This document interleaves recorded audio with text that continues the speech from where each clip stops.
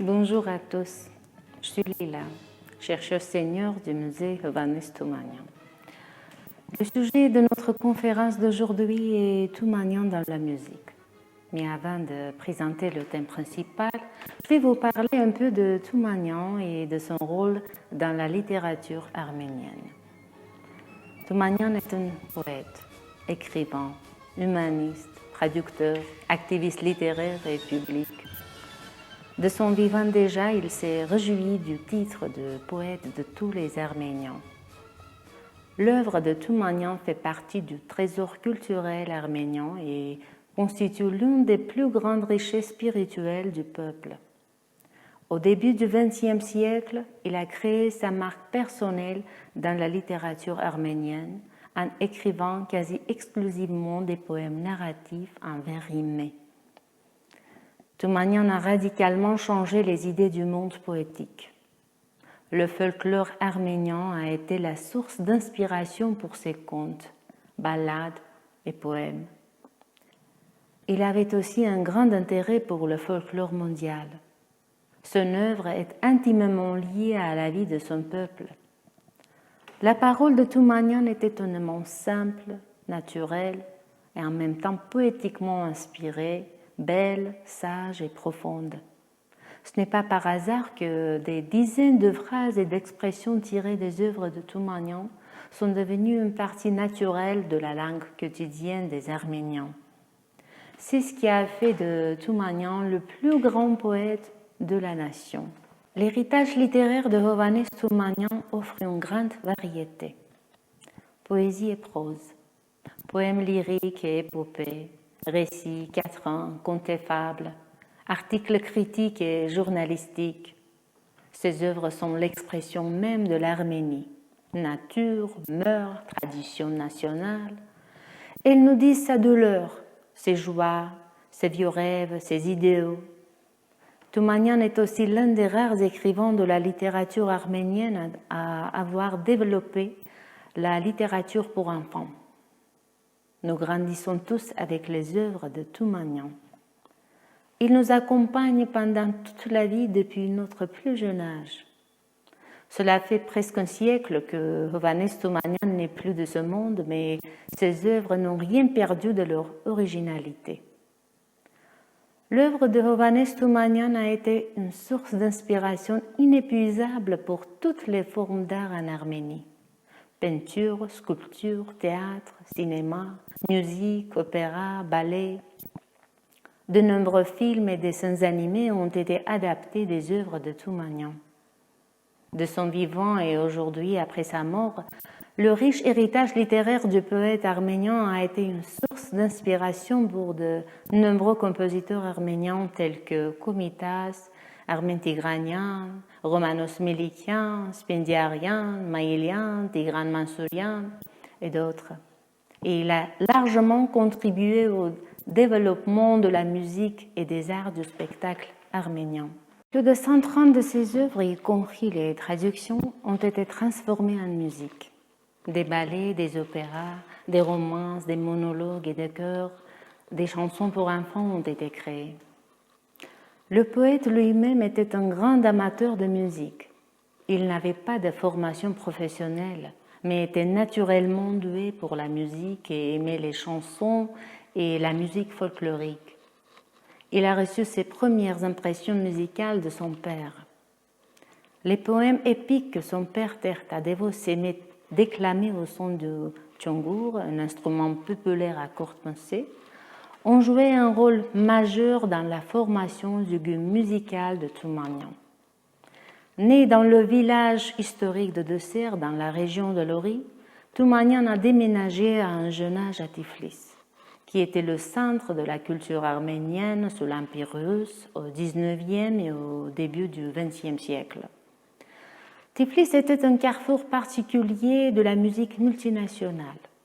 Vivant en Tiflis, il s'est intéressé non seulement à la musique orientale, mais aussi à la musique européenne. Il a écouté des mourams iraniens, des poèmes épiques et des chants spirituels, des chansons populaires arméniennes, géorgiennes et russes, ainsi que des classiques européens. Il écoutait Chaliapin, Caruso et d'autres.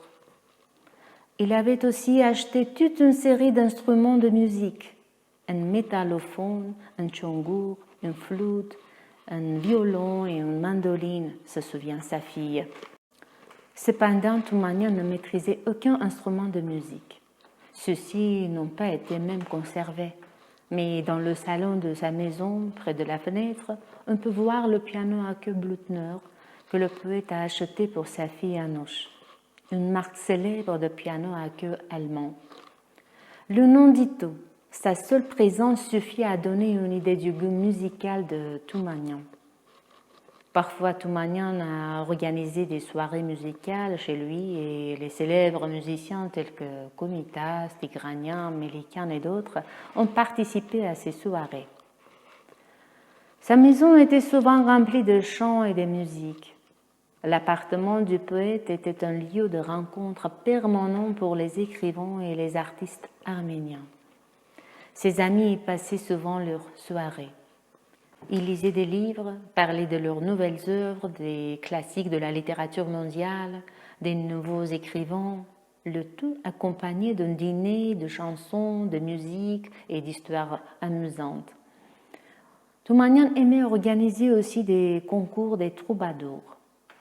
Il attachait une grande importance à l'art des troubadours, notamment à Sayat Nova, un véritable troubadour arménien, un maître de kamancha qui a composé de la musique dans plusieurs langues, dont l'arménien, le géorgien, le turc. Toumanian a considérablement contribué à l'acquisition et à la préservation de l'héritage de Sayat Nova, de son cahier manuscrit. En collaboration avec Gevorg Bachinjarian, un grand peintre arménien, il a entrepris de retrouver et de populariser les nombreuses chansons perdues et oubliées de ce grand chanteur.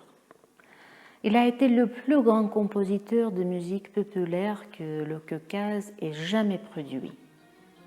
Odes, ballades et sonnets sur l'amour et la vie forment le répertoire de ce grand compositeur. Écoutons un petit extrait de la musique de Sayat Nova. Kani burcanim yarki qurbanim aba insanim Kani burcanim yarki qurbanim aba insanim. Ainsi, le goût musical de Toumanian se nourrit de trois sources: la musique folklorique orientale, la musique européenne et la musique spirituelle arménienne. Toumanian attachait une importance particulière au pouvoir éducatif et transformationnel de la musique. La musique, disait-il, pouvait transformer un monstre en un être humain. Selon lui, un poète ne fait que donner corps à ses pensées et à ses sentiments et leur donne vie afin de pouvoir vivre éternellement. Mais pour s'envoler, il a besoin d'elle, qu'il peut trouver uniquement grâce à ce monde magique qu'on s'appelle la musique. Il a défini l'unité puissante de la poésie et de la musique comme la force magique qui a accompagné l'humanité depuis le premier jour de sa vie consciente. Et voilà, la poésie géniale de Toumanian trouve sa seconde immortalité dans le monde de la musique. Selon les compositeurs, ses œuvres sont très mélodiques. Elles ont fasciné plus d'une génération de musiciens et continuent de le faire encore aujourd'hui. On a écrit de la musique de genres différents basés sur les motifs de ses travaux, depuis des chansons jusqu'à l'opéra et au ballet. Toumanian lui-même était un homme musical. La mélodie, composée par lui-même pour un de ses vers, que les jours passent bien dans la montagne, témoigne de sa musicalité naturelle. Voici un extrait de cette chanson.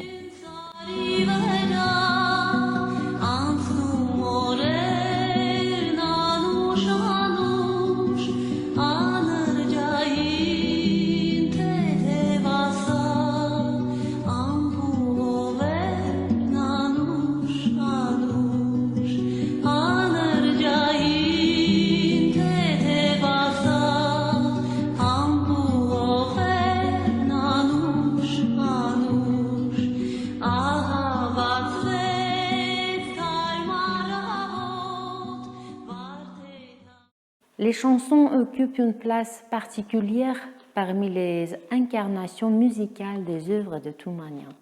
Et l'une des chansons les plus aimées des enfants est Chant de la perdrix, composé par Komitas, compositeur de génie, grâce à qui le patrimoine musical arménien a été sauvé de l'oubli. Toumanian a beaucoup apprécié la grandeur de Komitas et l'importance de son œuvre. Écoutons un petit extrait du Chant de la perdrix de Komitas.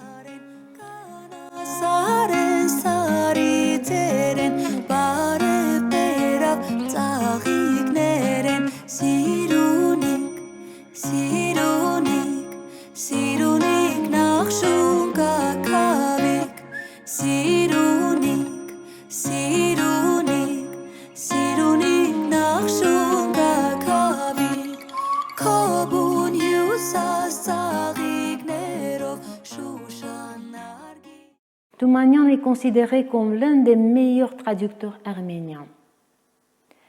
Ses traductions présentent une grande variété, tant sur le plan géographique que sur le plan du genre. Plus de 80 traductions en prose et en vers. Certains d'entre eux ont trouvé une seconde vie dans le monde de la musique. Je vous propose d'écouter l'une des romances du grand compositeur mélikian qui est basée sur la traduction de Toumanian faite de Goethe. La rose.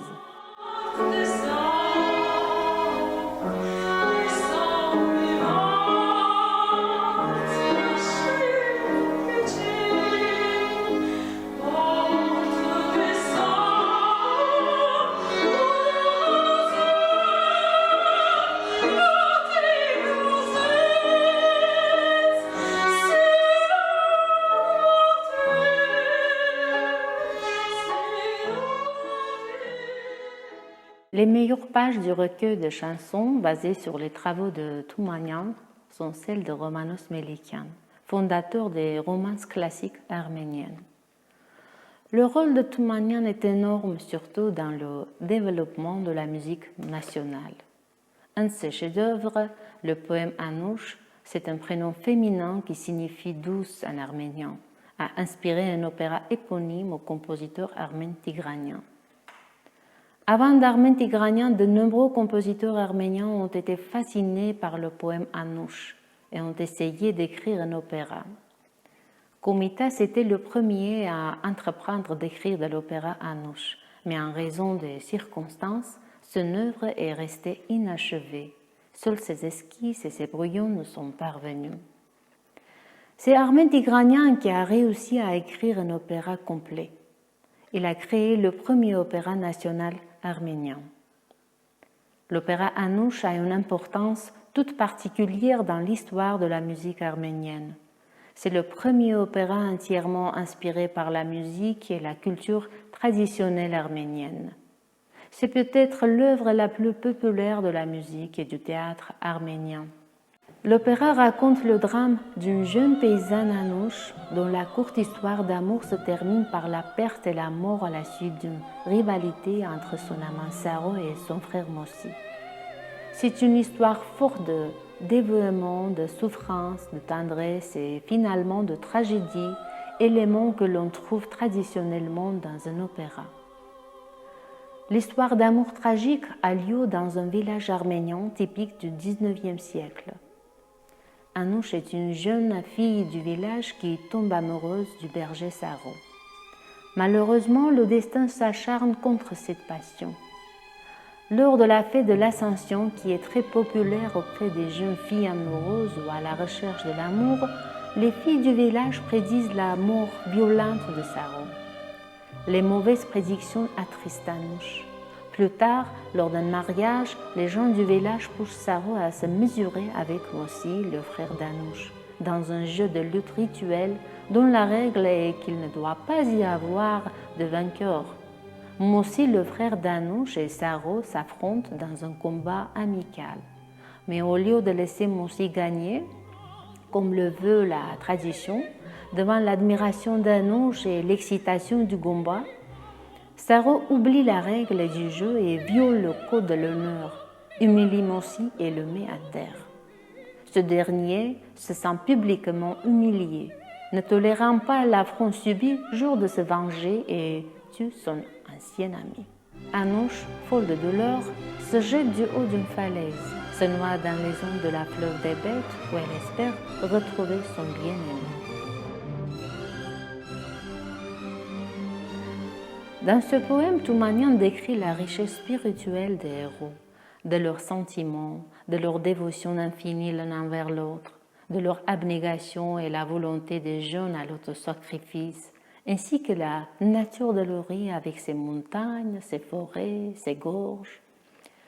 Toumanian, tout en donnant une image spirituelle, donne un large aperçu de la culture de la population, montrant les activités quotidiennes et leurs coutumes, leur joie, leur peine et leur vision du monde.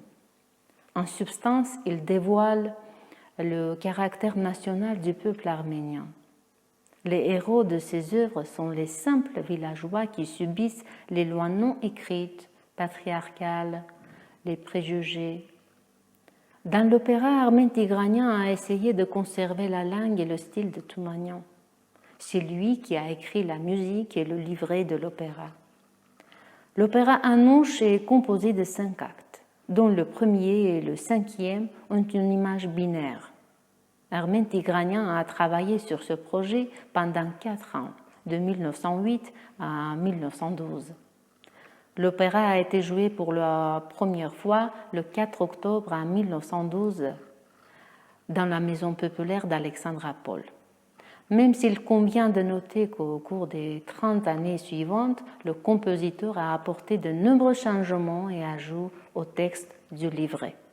Lors de la première représentation, il n'y avait pas assez de moyens pour financer la mise en scène, les décors et les costumes.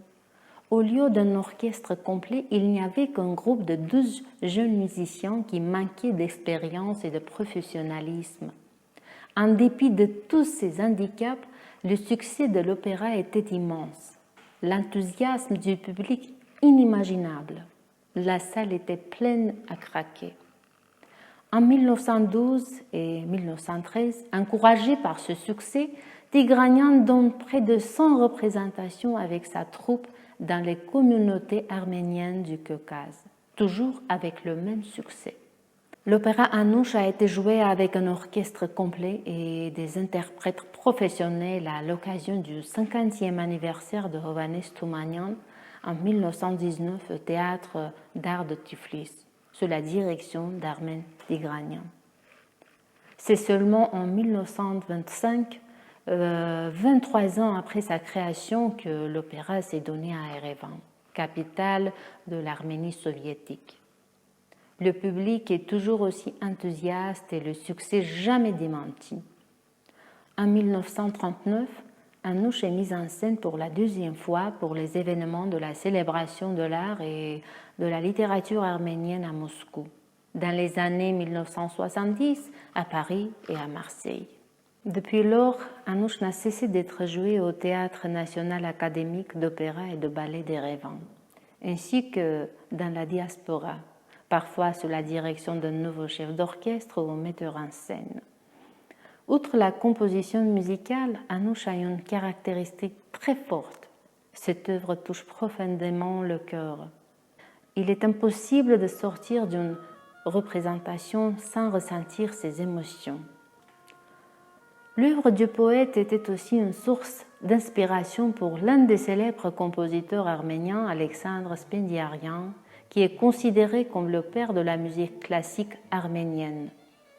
Il était le chef d'orchestre et fondateur de la musique symphonique en Arménie. Son héritage musical est très riche. Élève de l'école de composition russe de Rimsky-Kostrakov en particulier, Spendiarian a commencé sa carrière musicale comme orientaliste. Plus tard, parvenu à l'âge mûr, il se tourna entièrement vers l'art de son pays, qu'il enrichit considérablement. Son œuvre est surtout composée d'opéras, de pièces pour orchestre ou pour chorale. Parmi ses œuvres célèbres, il est à noter l'opéra Almast. Au printemps 1916, Spendiarian s'était rendu à Tiflis pour des concerts au cours desquels il a rencontré le poète arménien Hovhannes Toumanian. il a pris connaissance de son œuvre et a notamment aimé l'un de ses poèmes, La capture de la forteresse de Temuk. Ce dernier a donné naissance à son opéra Almast. Avant d'écrire ce poème en 1901, Hovhannes Toumanian a visité la région géorgienne Javakheti et a écrit son poème sous l'impression de ce qu'il a entendu raconter par les paysans du village vivant près des ruines de Temuk, une forteresse médiévale arménienne située aujourd'hui sur le territoire de la Géorgie. La capture de la forteresse de Temuk, c'est le deuxième chef-d'œuvre de Toumanian après Anouch. C'est un poème épique qui présente l'immortalité de l'acte humain, parle aussi de trahison et de courage. Toumanian a également essayé de donner au poème le caractère d'un événement historique et de faire des généralisations philosophiques. Dans son poème, Toumanian décrit la lutte héroïque du peuple arménien contre les Perses. Depuis plusieurs mois, les guerriers de Nadir Shah, le puissant souverain perse, tentaient de prendre d'assaut la forteresse de Temuk. Mais le prince Tatoul, prince de la forteresse et ses hommes, la défendaient courageusement et fermement. Le patriotisme, le courage et l'honnêteté caractérisent sa nature. Son nom inspirait la crainte à ses ennemis. Désespéré de vaincre la résistance des courageux Arméniens dans une bataille ouverte, Nadir Shah recourt à la ruse. Il décide de séduire la femme de Tatoul et de se servir de son aide pour pénétrer dans la forteresse. À l'aide du chantre de sa cour, il lui promet la couronne, l'amour, la richesse et la gloire. Les chants doux du chantre troublent la paix de l'esprit de la femme de Tatoul. L'idée de devenir une Shahini perse lui empoisonne l'esprit. Elle est incapable de résister à la tentation. Elle décide de commettre un crime.